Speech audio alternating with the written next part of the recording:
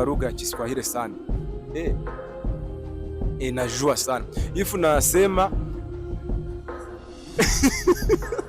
so africanstar.rwa, subscribe, share and comment kugira ngo buri update yose izajya kugeraho ubu wa mbere. Stay in touch, love you so much. Yes, reka nizere ko mumeze neza cyane abakunzi ba africanstar.rwa.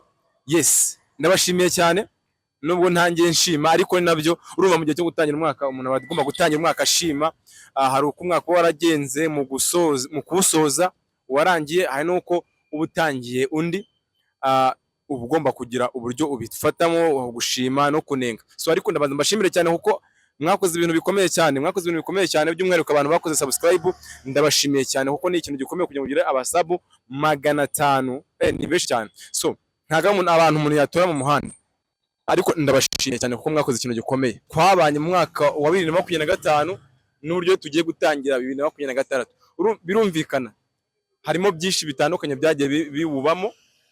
By'umwihariko turi gusoza umwaka wa 2025 nagize ibibazo, navuga ko ari ibyago. Channel yanjye isa nkivaho ndayibura.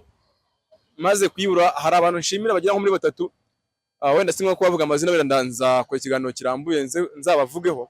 Baramfashije tugira ukuntu tubigenza, mbona channel iragarutse. Urumva ko ari ibintu umuntu aba agomba kwishimira mu gusoza umwaka, ndetse bitanga na motivation yo gutangira undi mwaka wa 2026. Niyo mpamvu rero muri kumbona mu buryo budasanzwe. Abenshi ntabwo bajyaga bambona, bajyaga babona channel gutyo ngo africanstar.rwa ntibatazi ngo bimeze bite.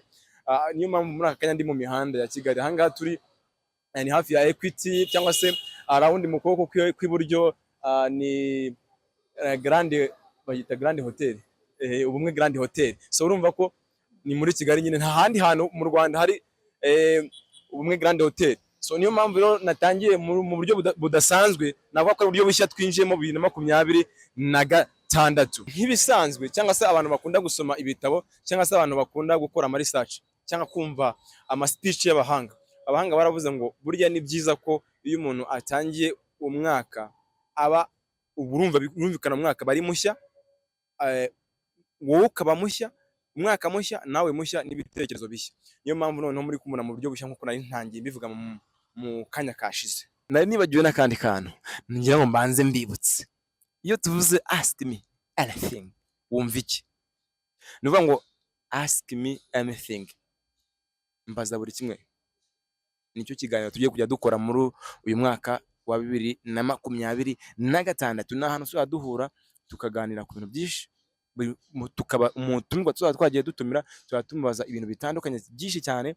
Tumubaze ibintu by'amatsiko cyangwa se ibintu yibuka, ndetse ariko tuzarerekane kubivuga cyane kugira ngo ntaza kubimara, ariko muzayibona mu kiganiro kirambuye ubwo twazanye umutumirwa wa mbere. Tuzatumubaza ibintu bitandukanye cyane, by'abari bisekeje cyangwa se ibibabaje cyangwa se ubuzima yagiye anyuramo, ndetse n'intego ze muri rusange. By'umwihariko kuko ari public figure, urumva bamwe zaba ari abastari, ari abandi bantu batari abastari mu buzima busanzwe, ariko tumenye ngo who is, ni bantu ki, babayeho gute, bimeze bite. Yego ko mana yanjye noneho ibintu byakomeye. So mukunda kwibaza ngo bigenda gute, bikorwa bite, ariko muraje mubibone. So ni africanstar.rwa, aho tuzatuganira n'abantu batandukanye uko nabivuze. Mwe mujyeho mukore subscribe ku muntu utarabikora kugira ngo tuzabane muri byinshi mbafitiye biri inyuma ndi kubategurira. So rero wajya kuri Facebook, kuri Instagram, kuri TikTok, kuri LinkedIn, ahantu hose ushobora kuhansanga amazina namwe gusa ni Director Melvin Pro. So tubana mukomeze mu stay in touch muri ask anything. Yes, noneho rero ngana ku musozo, twagiye tubona muri byinshi, mwanyeretse urukundo, harimo abakibinyereka, hari n'abazabinyereka ari bashyashya. So ni africanstar.rwa, niyo honyine tugiye kujya tubana muri ask cyangwa se ask anything, niho honyine uzajya ubisanga, ugasanga abantu batandukanye. So ariko icyo nagusaba kimwe ni subscribe, share and comment kugira ngo buri update yose izajya kugeraho ubu wa mbere. Stay in touch, I love you so much.